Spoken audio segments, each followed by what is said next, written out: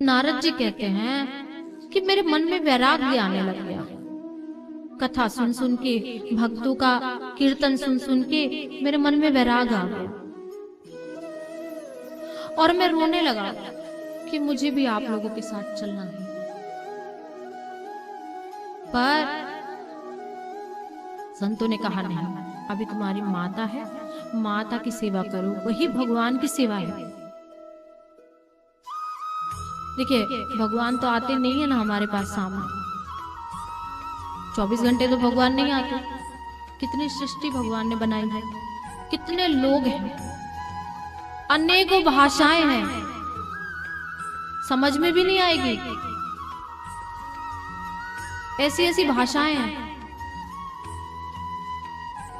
सबकी मनोकामना पूरी करने भगवान आ सकते हैं क्या? सबसे बात करने आ सकते हैं?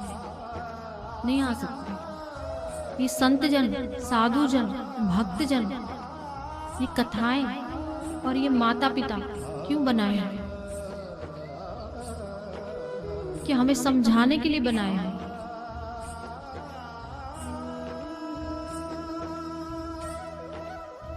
कि आप इनकी बात मानिए और अपना जीवन जी लीजिए।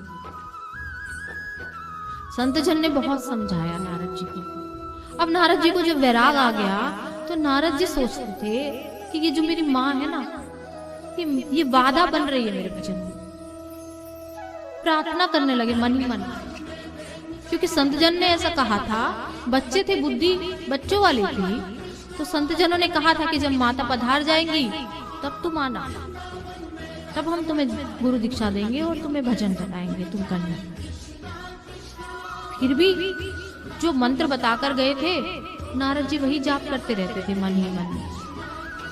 पर मन में ऐसा भाव आ गया कि मेरी माँ जल्दी मर जाए तो मैं संत जनों के साथ पास चला जाऊंगा। एक दिन क्या हुआ, माँ उनकी दूध दो रही थी गैया का, और एक सर्प आ गया और सर्प ने मैया को काट लिया। जैसे ही सर्प को मैया ने काटा, मैया मर गई। अब नारद जी अंदर से तो दुखी भी हुए पर प्रसन्न भी हुए। क्यों प्रसन्न क्यों हो रहे हैं? प्रसन्न इसलिए हो रहे हैं कि अब मेरी बाधा का कारण खत्म हो गया, अब कोई है ही नहीं। अब तो मैं संत जनों के पास जाऊंगा और भजन करूंगा। हम सबका भी यही हाल है, एक का हाल नहीं है, ये सबका हाल है। हम लोग भी यही सोचते हैं कि घर गृहस्थी छूटे और मित्र जन है, हमारे प्रियजन है, जो हमने सखा आदि बनाए हैं, उनके साथ जीवन जिएंगे। पर भैया ये बात ध्यान रखिए, कोई काम नहीं आता है जीवन में। जो माता पिता काम आ जाएंगे ना, तो कोई नहीं आएगा। आप दुनिया में भटक कर आ जाएंगे ना घूम के, फिर आपको घर की याद आएगी। पूरा दिन घूम लेंगे पर रात्रि फिर घर में ही आना पड़ेगा। तो नारद जी दुखी भी थे कि मेरी माँ मर गई, अब मैं कहाँ जाऊंगा, अकेला हूँ, 2 रोटी भी नहीं कोई खिलाएगा, क्या करूंगा। पर फिर भी मन में पहले से ही भगवान के प्रति प्रेम हो गया था। तो जिस रास्ते पे पूर्व दिशा में वे संत जन गए थे, नारद जी भी उस दिशा में चल पड़े। वनी वन में जा रहे हैं और एक वृक्ष देखा, जंगल में जाकर भजन करने लगा। भगवान की छवि को मन में बसा लिया और भजन करने लगे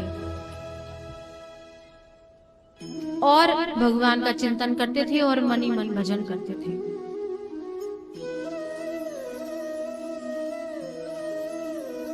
तो आंधी आई, तूफान आया, लेकिन नारद जी ने नेत्र नहीं खोले।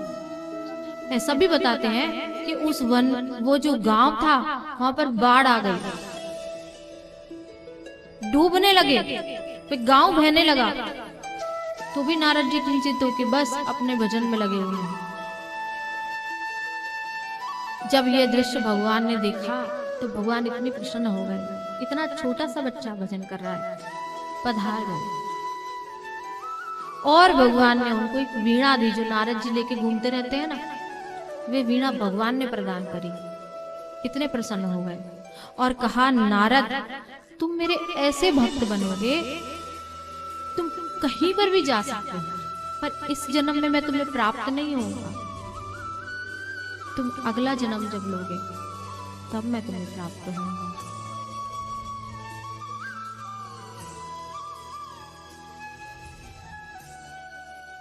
तो ऐसी भक्ति नारद जी ने की।